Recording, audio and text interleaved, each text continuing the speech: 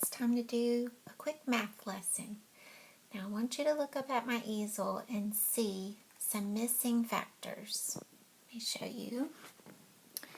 4 times blank equals 20. Blank times 10 equals 110. 7 times blank equals 14. Now what you're thinking about is what times 4 would make 20. So the easiest way is to begin counting by 4s. So you would say 4, 8, 12, 16, 20. Now it took you 5 times to get to the number 20 from 4. So the missing factor would be 5. Okay? 4 times 5 equals 20. Next, what times 10 equals 110? You need to count by tens until you get to 110. Here we go. 10, 20, 30, 40, 50, 60, 70, 80, 90, 100, 110. Now how many times did it take? If you said 11, you are right. So the missing factor would be 11.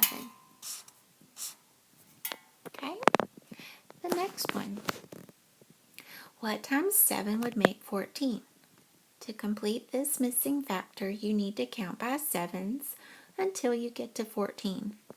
Let's count together. 7, 14. Now how many times was that? If you said 2, you are right. So the missing factor would be 2. Moving on, we're going to learn how to round numbers to the nearest 10. If you started your math lesson yesterday on Tuesday, you began practicing with 10. And to round a number to the nearest 10, you need to look at the ones place. So let me demonstrate with our number line.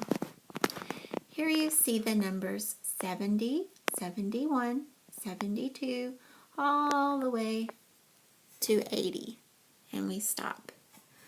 Let's pick out the number 73 on the number line.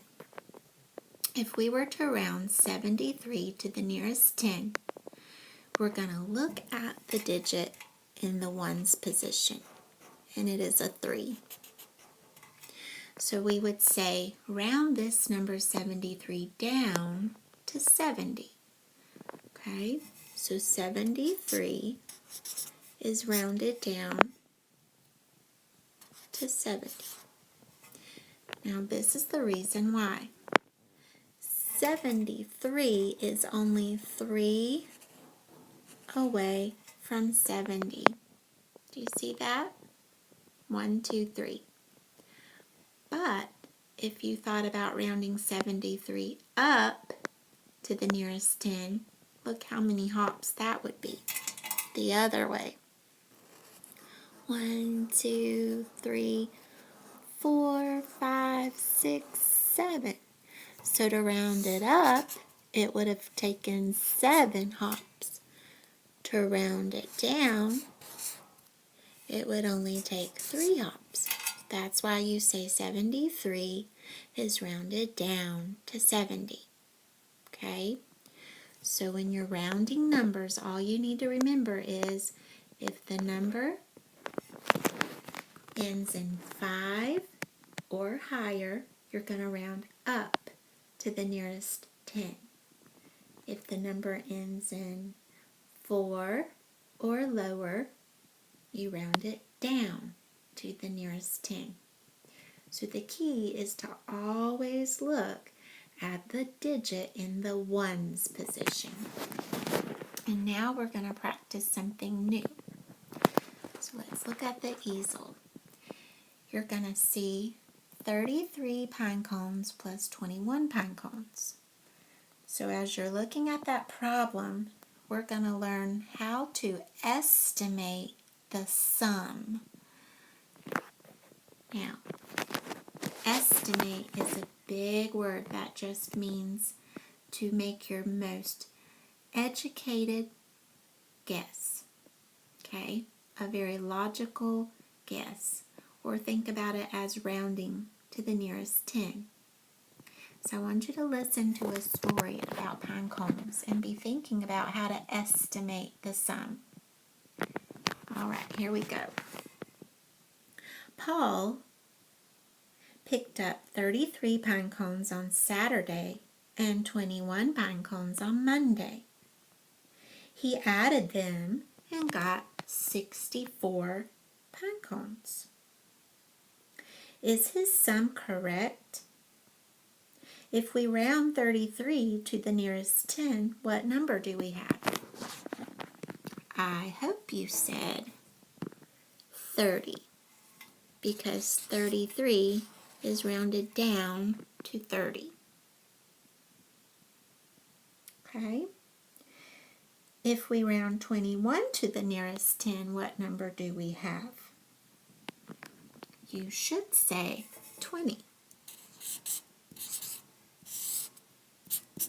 because 21 is rounded down to 20. Now we're going to think about how to find the sum. The sum is the answer when you add. So the sum of 30 plus 20 equals 50. Okay? And the answer, 64, is too large. Okay? We estimated the sum by rounding the add-ins. Estimation helps us to know if we are close to the right amount. When we said Paul rounded this sum up to 64, he estimated wrong. He overestimated. The correct answer would have been 50.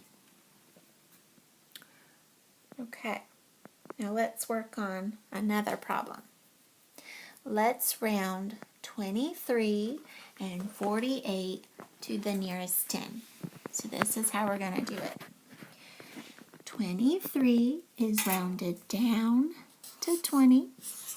48, because of the 8 in the ones place, is rounded up to 50. And we would say the sum of 20 plus 50 is 70. Now let's go back and look at that one more time. I rounded 23 down to 20 because the 3 tells me to round down. So I'm going to go to the nearest 10. 23 is closer to 20, not 30. And 48 is closer to 50, not 40. And now that I have rounded correctly, I can add and get the sum. Let's do one last one together.